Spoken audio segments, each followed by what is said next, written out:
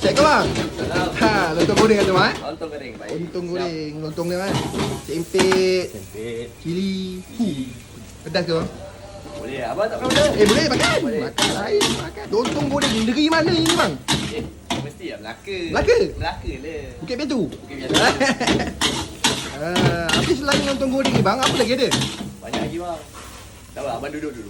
Nanti kan saya hantar. Okay, baik. Kau kat tengah hari banyak bang kan? Habis awal pukul 8 pagi dah ada. Apa kita ada dah? Apa dia ni bang? Okay, kat sini kita ada asam pedas, ada 3 jenis. Hmm. Asam pedas pari, kemiri, lombok, asam pedas daging detail. Apa lagi detail pun ada?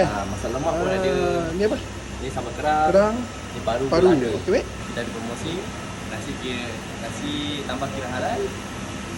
Ayam goreng. Ayam goreng. Sayur. Sayur. Kalau tak makan sayur boleh ambil telur masin. Free air sirap atau teh. RM10. RM10. Okey baik. Dah siap bang eh? Ya. Lontong goreng. Lontong goreng. Lontong aja berapa bang? RM7 bang. RM7 eh? Tapi kalau abang ada add on ayam, ada ayam boleh. Sama kerang boleh. Okay, baik. Paru bila ada, dia bagi free air. Free air sirap ataupun teh eh? Betul, apa nak?